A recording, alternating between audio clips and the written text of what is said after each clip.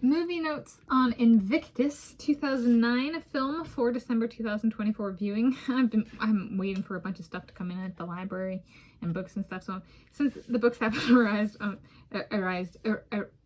yet, it's like movie 2 of the day. So I'm Tanis Coralee Leonhardi, she, her, hers of Seattle, and my description for this viewing of this movie, 2009 film Invictus, it's a biographical film about Nelson Mandela collaborating with the South Africa rugby team for political unity leading up to and through the 1995 Rugby World Cup that was hosted in South Africa. So I actually read the book that this is based on, and I did a book/reading notes video for that earlier this 2024 year. It's called Playing the Enemy, and both are based on a real story, and I enjoyed watching this. So in the sense of kind of like having additional context for this, and as for political unity. So essentially with the World Cup, they were, because of the apartheid regime and political upheaval in South Africa, the World Cup was deciding on whether it would actually allow the World Cup to be hosted in South Africa or not. So if the people of South Africa had not united and actually supported this, the rugby team, they wouldn't have been able to host the World Cup. So essentially this is a story about being capable of being well behaved and working together in political unity, and not having something stripped from hosting because of insubordination. So there we go. Yeah, a different reason for a competition to be stripped when something's really unstable within a country instead of between countries within a country. So this is about that collaboration, so between politics and sports, so that they could host this event.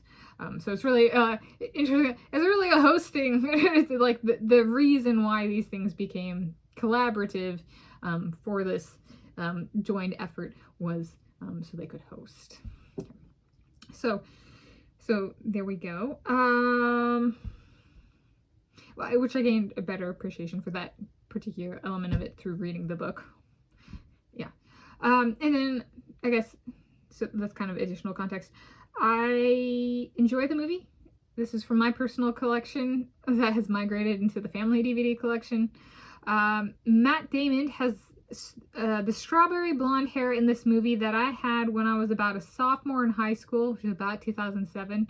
Approximately about the time my name in Spanish class was Tomasina, my name in Spanish class was Tomasina, 2004 to 2007.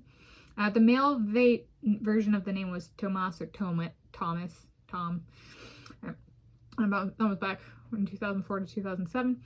And the strawberry blonde I had was not actually the color I dyed it. So I dyed my hair red. I dyed it red, and it sun bleached to strawberry blonde. I got it dyed at Salon 512 over in Edmonds, Snohomish County, Washington State, United States of America, Plant Earth the Original. And I got it dyed red, and I was at the pool a lot, and it got so much sun exposure it went to a strawberry blonde, but like much more blonde. And so when I watched this movie, I go, my hair was like that color. It's not a true blonde. It's not like a pure blonde. It's more of a strawberry blonde, speaking from experience. And I don't know if that's how he got this hair, but I was like, I've had hair like that, but it was not intended to be that color. Did we have the same backstory for the hair? I don't know. But so that's something that I still pick up on, right? 15 years later, or however many, right? Over a decade later. Let's go with that. A few other people with an approximately the same hair color include Leon Marchand. I have videos of him that I've published on this channel on the 8th, 9th, 10th of March 2024.